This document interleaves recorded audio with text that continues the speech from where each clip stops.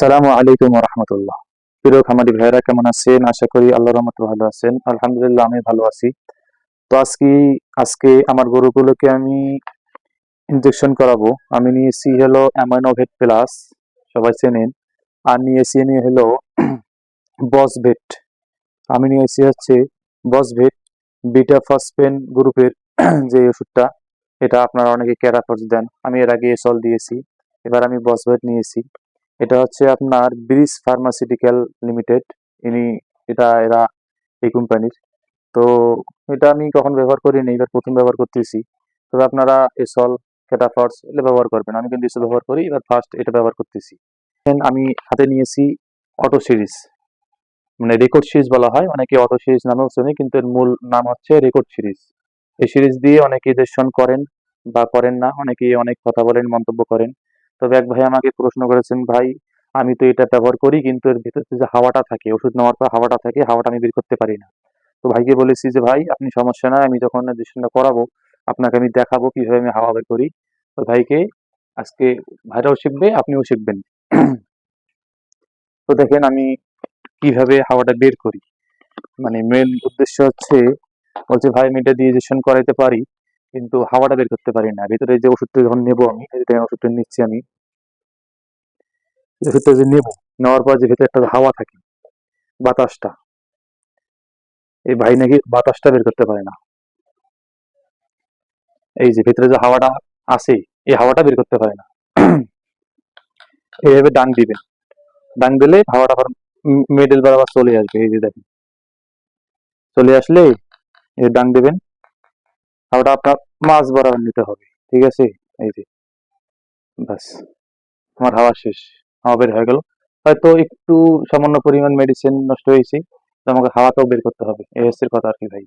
এই আমার হাওয়া বের হয়ে গেল। এবার ডাং দিবেন, ডাং দিলে দেখবেন হাওয়াটা আপনার মাঝখানে চলে আসে, যখন চাপ দিবেন বের হয়ে চলে যাবে। এইটুকুই, বাস।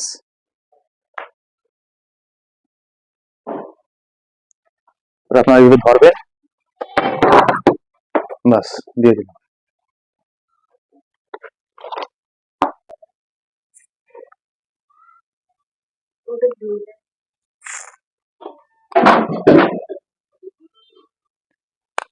এই যে ডাং দিবেন, একদম শেষ, হাওয়াটা বের হয়ে গেল, আর কোনো হাওয়া নেই।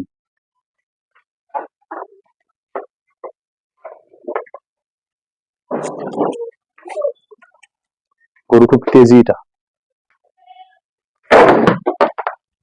বাস, দিয়ে দিলাম।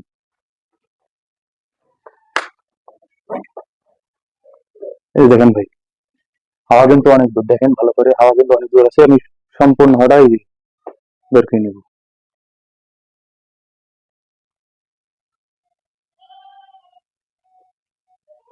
হাওয়া বের হয়ে গেল,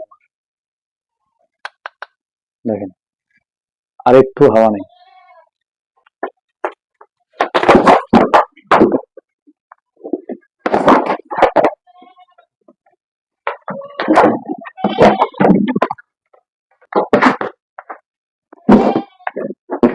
বাস, ক্লিয়ার।